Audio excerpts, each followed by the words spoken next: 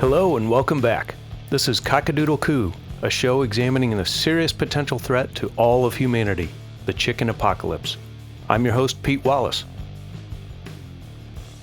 Episode 20, Banana Slugs, Billikens, and Fighting Okra.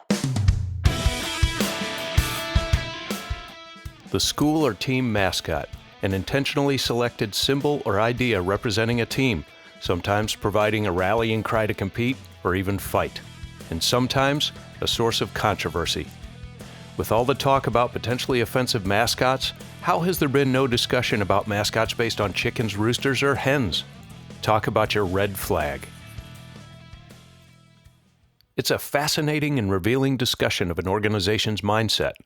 We're not talking about cheerleaders or the dance team or marching or pep band, as integral as they may be to the festive environment of a game. A mascot is a statement of uniqueness and identity. Why louse it up with a chicken, hen, or rooster? And what kind of message would that send to our children? On this show, we've explained how chickens are deceitful, untrustworthy, two-faced, violent, and a serious threat to all humans. There are clearly better, more positive options for a mascot out there. There are Spartans and Vikings, kings and warriors, or clothing like the White Sox or Red Sox. Simple colors like the browns, the reds, the orange. There's even a food category of mascots, the Fighting Okra, Ragin' Cajuns, and the Fighting Artichokes. Apparently food mascots are angry. For the most part, on the international stage, such as the Olympics, there have been bears, tigers, and beavers, and sometimes unidentifiable things, but no chickens. There is the Australian professional rugby club, the Sydney Roosters, though Australians seem to be just crazy enough to have no fear of chickens. And then there's the Helsinki Roosters, an American football club in Finland. I suspect the Finns have a little bit of crazy in them too, because Helsinki is also home to Rovio, the company that made Angry Birds. Gotta admire that boldness, I suppose. Stay safe, Ani.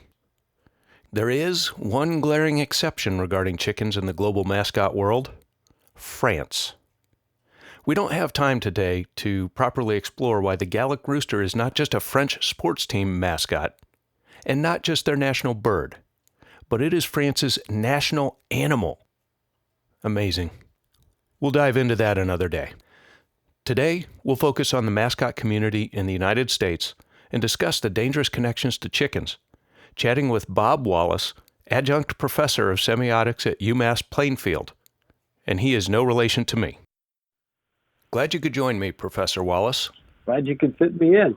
This is an important issue. Indeed it is. Are you sure you and I are not related? Your voice sounds familiar.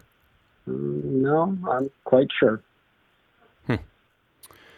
Well, how did you get started studying mascots? Well, Plainfield is the birthplace of James Naismith, inventor of basketball.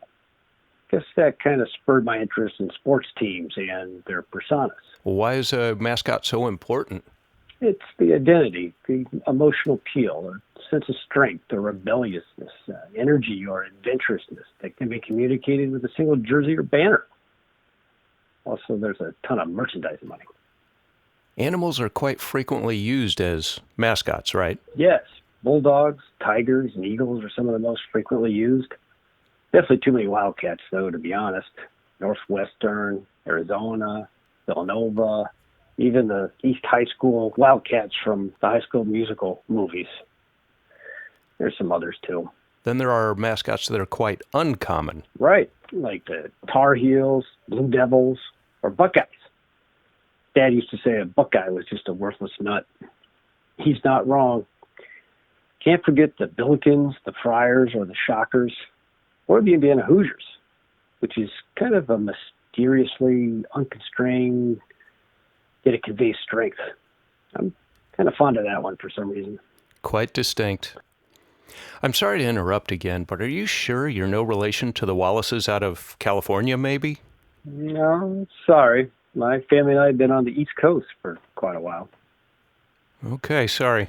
Back to it. So, with all these options for mascots out there, why do some teams go with a chicken or rooster and tempt fate? It can come from a desire to stand out in some way. Thankfully, there are only a handful of teams we've identified who are really in that dangerous chicken mascot category. Good to hear. Listeners of this show are fully aware of the Delaware Blue Hens and the powder keg of a situation they've been sitting on because of their mascot choice. Who else? I'll start with the less evident cases. The NBA's Toronto Raptors. Your listeners will know why. The NHL's Pittsburgh Penguins and the Virginia Tech Hokies. A Hokie is like a turkey, and penguins and turkeys are on your watch list, right? Yes, they are. And about this time of year, turkeys in the know are furious. Logically. Then there's the NFL's New York Giants. It may not immediately be obvious why I bring them up, but where are they actually located? I think I know where you're going with this. New Jersey. Right, New Jersey. Ever heard of the chicken breed called the Jersey Giant? Mm-hmm. It's large, robust, and cold hardy. Among the heaviest of all chicken breeds. No wonder they don't have an actual mascot and still refer to themselves as the New York Giants. Well, the most serious concern in the athletics mascot community is the University of South Carolina system. Ah, yes. This includes the Gamecocks and the USC Union Bantams. Right. The university has not one, but two chicken mascots.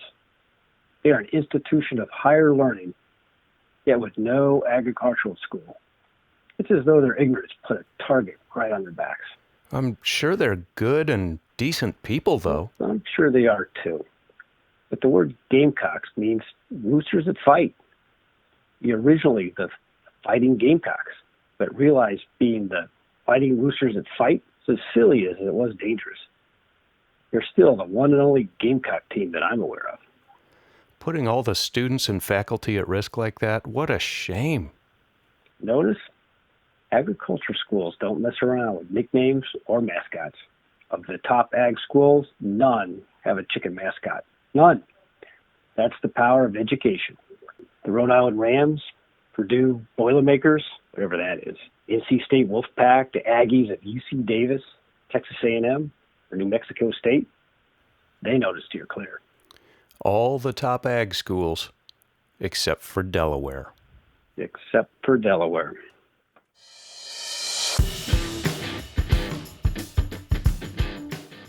I'll just say what needs to be said on behalf of all those who can't or won't. Chicken mascots are inappropriate and convey the wrong image. It is offensive, Delaware. Highly visible athletics leagues, the NFL, the NBA, Major League Baseball, NHL, the Premier League, Canadian Football League, NCAA Division I programs, most are careful to avoid chicken, hen, or rooster affiliation. Most minor leagues and Division II organizations steer clear as well. So South Carolina, why? As always, make chicken and eggs part of your menu frequently. Support local farmers. Go to farmers markets whenever you can. Don't forget to subscribe to this podcast and follow the show on Instagram or Twitter. Until next time, educate yourself. Spread the word. Together, we can prevent the unthinkable.